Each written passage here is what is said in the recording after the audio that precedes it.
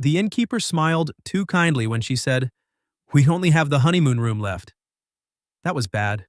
Worse was the way Lena squeezed my arm and answered before I could. "That's perfect," she said. "Perfect, right. Because for the next 48 hours, Lena and I were supposed to be a very believable couple. Not for fun. Not for some harmless little prank. For her grandmother. Her grandmother had been in and out of the hospital all winter, and after missing 2 family holidays, she had one request. She wanted the whole family together at the lake house for her 75th birthday. No drama, no gossip, no stress, especially not about Lena's recent breakup with the kind of man who treated apologies like a monthly subscription. So when Lena found out her ex, Graham, was still coming, because he had apparently become weirdly close to her brother over poker and bourbon, she panicked. Not because she still wanted him, because she didn't want her grandmother spending the whole weekend watching him hover around her like unfinished business. "I just need one clean weekend," she told me over coffee 3 days earlier. "One weekend where no one looks at me like I'm fragile or waiting for him to come back. And your solution is me?" "You're stable," she said. "That's a deeply unromantic pitch. You're also good under pressure. That sounds like I'm being hired for a hostage exchange." Lena leaned across the table. "Evan, please." That was the problem. I had known Lena since we were 12, since braces, bad haircuts, and the year she got suspended for pouring orange juice into the principal's decorative fountain because he called her spirited in a parent meeting. She was still spirited, just better dressed now, and a lot more dangerous to my peace of mind. We had spent years being the kind of friends people misread on sight. Too easy together, too familiar, too quick with each other. The kind of dynamic that made waiters assume separate checks were a personal attack. My sister once watched Lena steal a bite off my plate, steal my jacket, then tell me my posture was emotionally dishonest, and said, "You know, normal friendships don't look like soft launch marriages." Lena laughed. I did too. That had become our best skill, laughing at the exact thing neither of us wanted examined too closely. So, yes, when she asked me to fake date her for a weekend, I should have said no. Instead, I asked, "How convincing?" She looked at me over her coffee. "Convincing enough that Graham leaves me alone and Grandma has a peaceful birthday." That was how I ended up driving with her through a snowstorm to a lakeside inn with one overnight bag, a fake relationship, and absolutely no understanding of how badly this was going to go for me. By the time we got there, the roads were half ice and the lobby smelled like pine, wet wool, and fireplace smoke. Lena's family had filled the main house already, which is why we were at the inn down the road in the first place. One room left, one bed, honeymoon room. The kind of situation the universe only creates when it's bored and cruel. The room itself was warm and beautiful in a way that made everything worse. Iron bed frame, quilted blanket, one lamp by the window, a fireplace already lit. Zero couch, zero useful distance. Lena set her bag down and looked around once. Then she turned to me and said, "Well, if you laugh, I'll kill you." "I'm not laughing. That's because you're in shock. That's because your family apparently books romance-themed lodging like a threat." She rubbed her forehead. "We can handle one bed." "Can we?" She looked at me then. Really looked. Not joking now, not quick or bright, just tired enough to be honest. "We have handled harder things than one bed," she said quietly. That landed deeper than it should have. Because she was right. We had handled funerals, layoffs, panic attacks, my father's surgery, her divorce filing, my year of pretending I was fine, after my own engagement ended. We were good at hard things. That didn't mean I wanted to lie beside her in the dark and act like my body had never once understood something before my brain gave it permission. Dinner at the lake house was exactly the kind of exhausting performance I had expected. Graham kept trying to sound casual. Lena's mother kept looking at us like she was solving a delightful puzzle. Her grandmother, sharp as ever, just smiled and patted my hand once like she knew more than everyone else put together. Lena played her part beautifully. Too beautifully. Hand on my sleeve, easy smiles, leaning against me when she laughed, looking up at me during stories like I was already built into them. By the drive back to the inn, I was having a difficult time remembering which parts were acting and which parts had always been there. Neither of us said much getting ready for bed. She changed in the bathroom. I changed facing the fireplace like a man in an old movie trying not to fail a moral test. Then the lights were off, and Lena was in bed beside me. Not touching, not speaking, just there. The mattress dipped when she turned once. Snow scratched softly at the window. Somewhere below us, pipes knocked in the walls. I was almost asleep when I felt it. Her fingers, light, barely there. Starting at the back of my neck and tracing slowly down my spine through the thin cotton of my t-shirt. Every thought in my body stopped. Then her voice came out low and too close in the dark. "If we're keeping up the act," she whispered, "you can't go this stiff every time I touch you." I didn't move. That was the first mistake. The second was answering honestly. "I'm stiff," I said into the dark, "because you're tracing my spine like we're either married or in trouble." Lena's hand stopped. For 1 second, I thought she'd pull it away completely. Instead, her fingers stayed resting between my shoulders. "Maybe both," she murmured. That did not help. I turned onto my back and looked at the ceiling I couldn't really see. "Lena." "What?" "You cannot do that and sound casual." A soft laugh. "I'm not casual right now." There it was, not teasing, not performance. Something lower and truer. I turned my head toward her. "Then what are you?" Quiet stretched between us. Then she said, "Tired." Fair, but not the whole truth. I knew because I'd known her too long. So I asked the question I should have asked before agreeing to any of this. Why me? That is an insulting amount of confusion for someone in a one-bed honeymoon room. I mean it. She rolled onto her back beside me. I could hear it in the mattress. "I asked you," she said slowly, "because I knew you wouldn't take advantage of it." That landed first. Then the rest did, because there was more in it than trust, more in it than convenience. I kept my voice even. "That's not the only reason." "No." The honesty of that nearly undid me. Lena folded one arm under her head. "I asked you because you make me feel safe when everything else gets loud.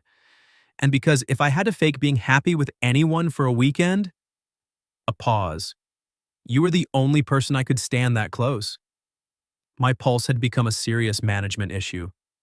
"Lena, you wanted honesty. I did. Then there it is." The room felt smaller now, warmer too, like the fireplace had somehow reached all the way into the bed. I swallowed once. "You know that's not easy for me to hear." Her voice softened. "I know." "No," I said. "I don't think you do." That made her turn toward me. I couldn't see much, but I could feel her looking.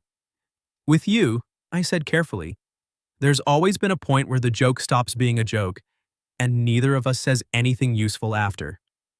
She let out a breath that sounded too much like agreement. Then, very quietly, "Maybe I'm tired of that part too." That was the moment the room changed.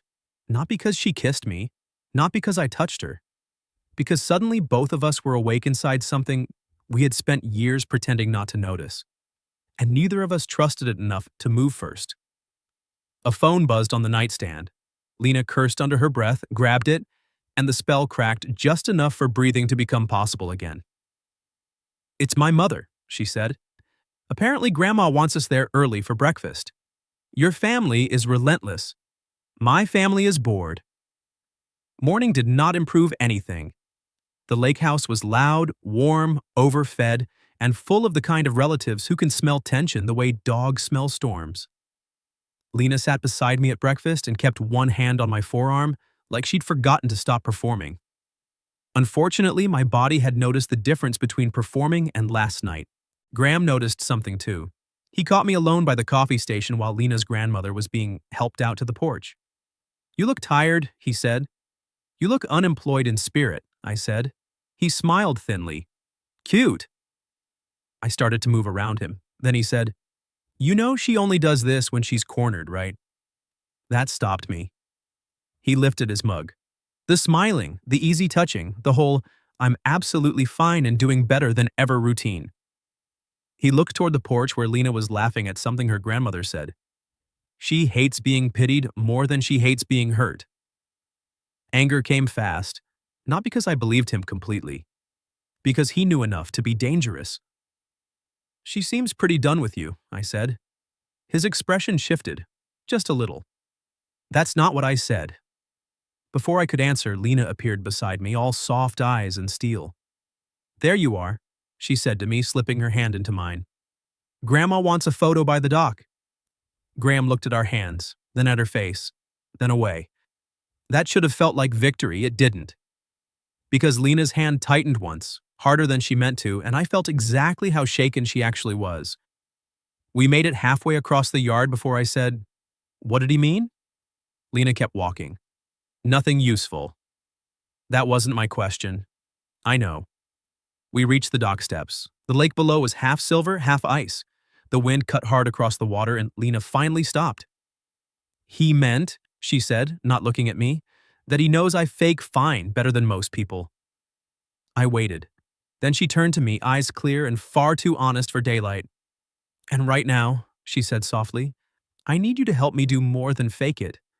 I frowned. How? She looked past my shoulder toward the house, then back at me. And in a voice low enough that only I could hear, she said, If I ask you to kiss me in the next 5 minutes, don't hesitate. That got my full attention. I looked at Lena. Why 5 minutes? Because that's about how long it'll take Graham to wander over here, pretending he just wants to help with photos.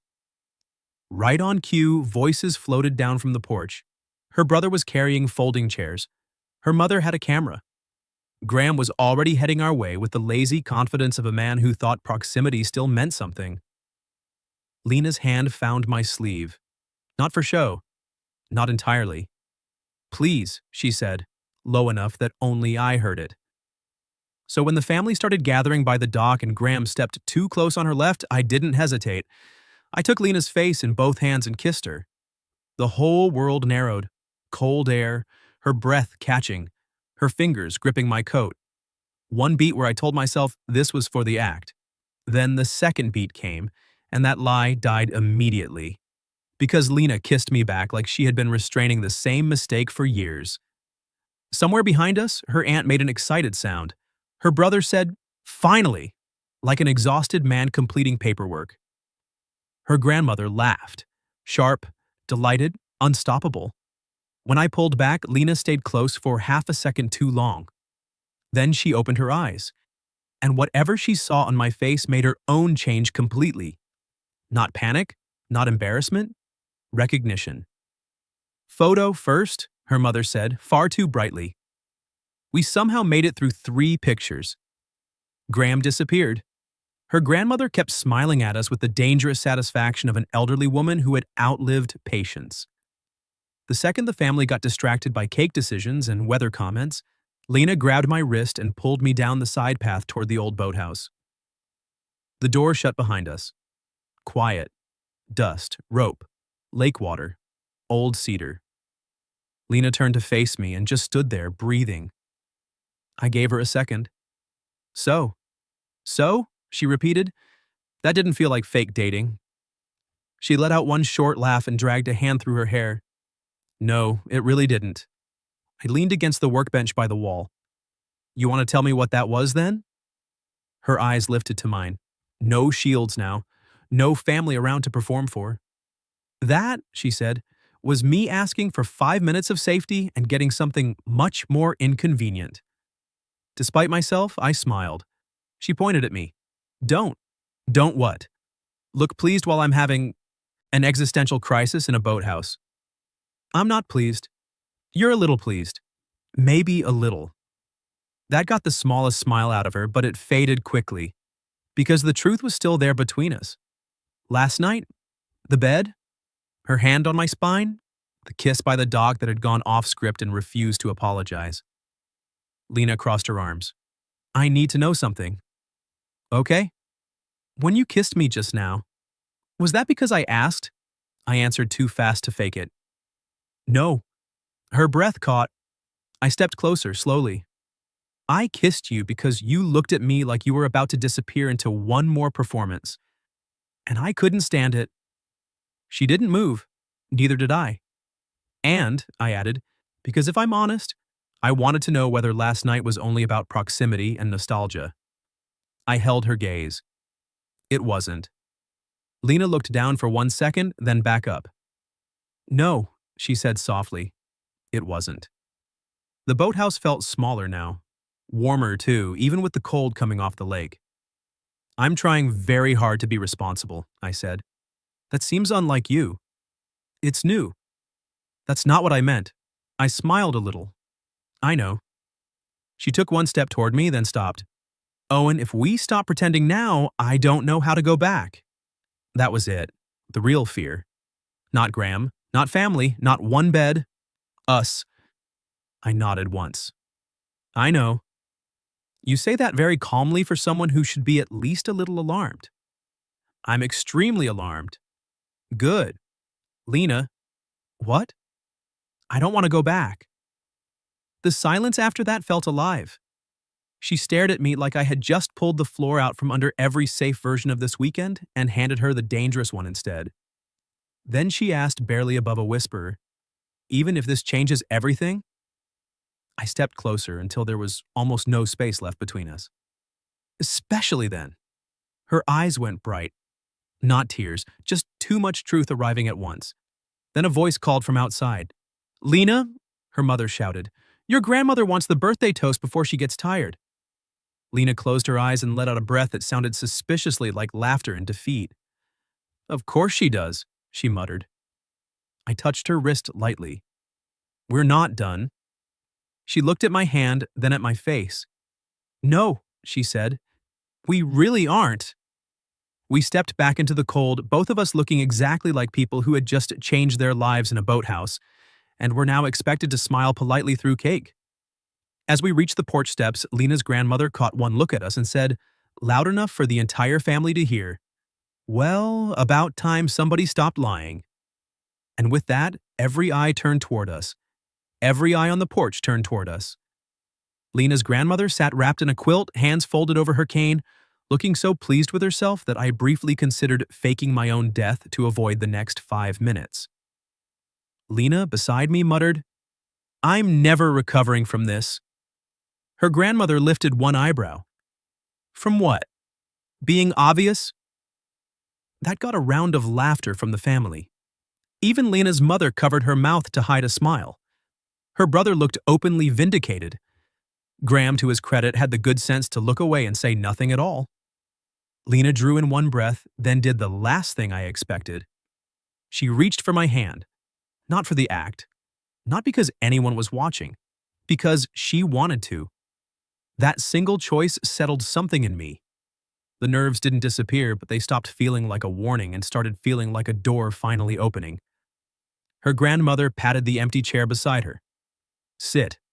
Both of you. I'm too old to enjoy this standing up. So we sat. The birthday toast was supposed to be about family, health, gratitude, all the things people say when they're trying not to cry before dessert. But halfway through it, her grandmother looked straight at Lena and then at me and said, You waste enough time in life waiting for perfect moments. They don't exist. If you love somebody, be brave while you still have the chance.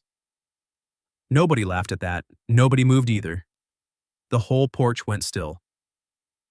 I felt Lena's fingers tighten around mine. Not hard. Just enough to tell me the line had landed exactly where it was meant to. After the cake and the photos and the slow unraveling of the evening, people drifted inside one by one. Her parents went to help clean up. Her brother took his grandmother's chair. Graham left without making a scene, which was more grace than he'd shown all weekend. That left Lena and me alone on the porch with the last of the cold light on the lake. For a minute, neither of us said anything. Then she asked, Was that awful? The kiss or the public exposure? Both. I looked at her. No. She smiled faintly. You're taking this suspiciously well. I'm trying not to ruin the first good thing that's happened to me all year. That changed her face, softened it. She turned toward me fully, one shoulder brushing mine. Then tell me something without hiding behind humor. Fair. I took a breath and gave her exactly that. I've loved you in a way that was too big for friendship for longer than I wanted to admit, I said. I just kept calling it something safer because I thought if I named it, I could lose you. Lena held my gaze. And now I think not naming it was how I almost lost you. That one sat between us in the best possible way. No performance left. No pretending the family had forced this into the open. The truth was, they'd only cornered something that was already alive. Lena looked out at the lake for a second, then back at me. I need you to know something too. Okay, I didn't ask you to come this weekend just because of Graham. She gave a small, embarrassed smile. I mean, that part was real, but it wasn't the whole thing. I waited. She tucked a loose strand of hair behind her ear. I missed you before this. Not in the dramatic, ruined my life way, in the everyday way. The grocery store way, the drive home way. The I saw something stupid and went to text you anyway way. Her voice softened. And I think I was tired of standing this close to the truth and still acting like it was nothing. That nearly undid me. So I did the only thing that felt right. I kissed her again. Not because anyone was watching, not because there was still a point to prove, just because she was there and honest and finally mine to stop pretending about. When we pulled apart, she rested her forehead against mine and laughed softly. What? I asked. We still have to share that bed tonight. I smiled. That does seem less emotionally survivable now. It really does. We did survive it, though not by sleeping much. Mostly we talked. Really talked. About London that almost was, though she'd never taken it in this version. Wait, wrong story. About her divorce. About the years we spent laughing things off. About all the moments that made more sense in hindsight. By the time morning came, nothing about us felt fragile. Exposed, yes. New, not exactly. It felt more like something we'd been carrying for years had finally been set down where both of us could see it. 3 months later, Lena still stole fries off my plate. I still told her she was impossible. Her family had become unbearable in the way only loving families can. Her grandmother referred to me as the boy who finally caught up, which I was forced to admit was accurate. And the strange thing was, none of it felt rushed after that weekend. It felt late. Late in the best possible way. If you were in my place, what would you have done when she traced your spine in the dark? Tell me in the comments. And if you like this story, don't forget to like the video, subscribe to the channel, and I'll see you in the next one.